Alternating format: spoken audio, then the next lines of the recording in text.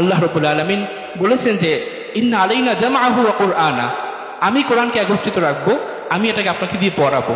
তারপরও নবীজি সাল্লাল্লাহু আলাইহি ওয়াসাল্লাম প্রতি বছর রমজানের সময় জিবরাইল আলাইহিস সালামের সাথে কোরআন শরীফ দাওর করতেন।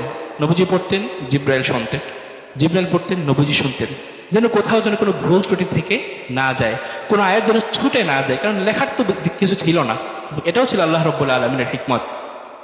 এবং যখন নবীজি সাল্লাল্লাহু আলাইহি ওয়াসাল্লাম ইন্তিকাল করলেন, ইন্তিকালের আগের যে রমজানটা পেয়েছেন সেই রমজানে 20 দিন ইতিকাফ করেছেন। এই 20 দিনে পুরো কোরআন শরীফ হযরত জিবরাইল আলাইহিস সালামকে শুনিয়েছেন, তার কাছ থেকে শুনেছেন, এভাবে চলতে থাকে। তাহলে এই যে মুজাহাদা, এই যে কষ্ট, এই কষ্টের পরে আল্লাহ রাব্বুল আলামিন তার জন্য সহজ করার ঘোষণা দিয়ে দিয়েছেন। বলেন না সুবহানাল্লাহ। এই কষ্ট, এই সহজ, এই যে বিভিন্ন পরিস্থিতিতে নবীজি সাল্লাল্লাহু আলাইহি ওয়াসাল্লাম কিভাবে তিনি সেগুলো ম্যানেজ করেছেন, কিভাবে চলেছেন, এই উত্তর আমরা কোথায় পাবো? সিরাতের কিতাবে এগুলো পেয়ে যাব। এজন্য সিরাত আমাদের জন্য প্রাসঙ্গিক, এজন্য আমাদেরকে সিরাত পড়তে হবে সব সময়, সব অবস্থায়, সব সময় সব অবস্থায় আমাদেরকে সিরাত পড়তে হবে। সিরাত যদি পড়ি, একটা সুন্দর গাইডলাইন থাকবে।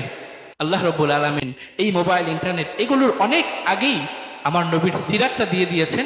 সিরাত পড়বো, সব সমস্যার সমাধান সেখান থেকে পেয়ে যাবো ইনশাআল্লাহ।